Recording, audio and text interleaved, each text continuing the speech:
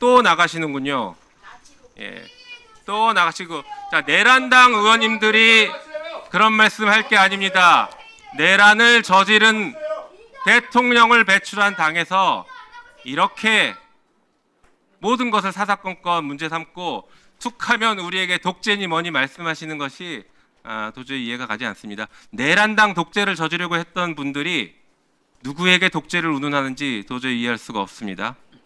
잠시 소란스러웠지만 회의를 계속 진행하도록 하겠습니다.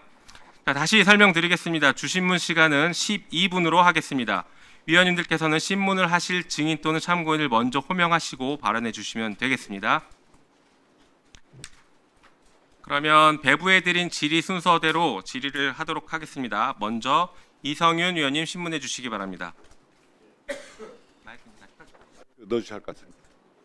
예, 전주시을 출신 이성윤입니다. 표범이 사냥하든 수사한다. 이게 누가 한 말인지 아십니까? 이거는 윤석열 전 총장이 한 말입니다. 일단 표적을 정하고 그리고 결과가 나올 때까지 무지막지하게 수사를 한다는 뜻입니다. 윤석열식 검찰 수사는 이렇게 피의자를 몰아가면서 언론에 피의 사실을 공표하고 피의자를 극단적인 고립무원의 상황으로 몰고 갑니다. 이렇게 검찰은 기소가 과정에서 무죄 증거가 있어도 이를 돌아보지 않고 기소합니다.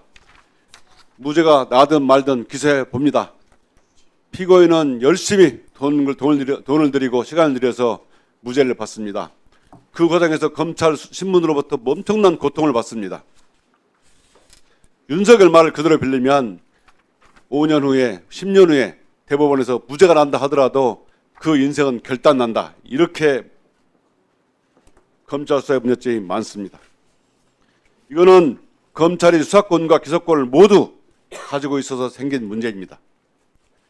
울산시장 선거 개입 의혹 사건, 이 검찰이 수사권을 가지고 기소권을 가지고 있어서 문제가 생긴 대표적인 사건입니다. 울산시장 선거 개입 의혹 사건은 윤석열 총장이 울산지검에서 수사하던 것을 서울중앙지검으로 이첩해서 정권 수사로 키운 사건입니다. 윤석열이 문재인 정권 수사를 진행하면서 문재인 대통령, 조국, 백원우, 황운하를 상대로 표적 수사를 했다고 생각합니다. 저는 윤석열 총장에게 이 사건 기소를 반대했습니다.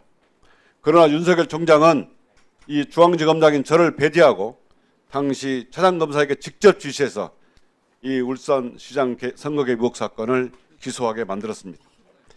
정치적 목적을 가진 정말 절차뿐만 아니라 법률, 검찰청법에도 맞지 않는 위법수사입니다. 이런 위법수사 결과는 어떻게 됐습니까? 5년 7개월이 지난 지금 전원 무죄 확정됐습니다. 무죄 확정된 이 피고인들의 인생, 비용, 시간, 검찰은 조금도 책임지지 않습니다.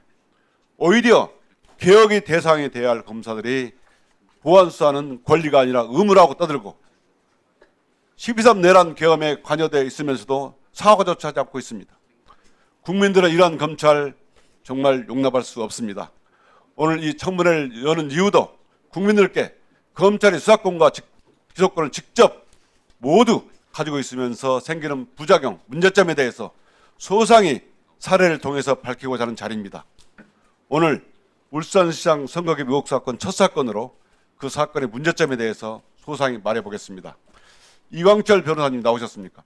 앞으로 나오십시오. 자리 배치를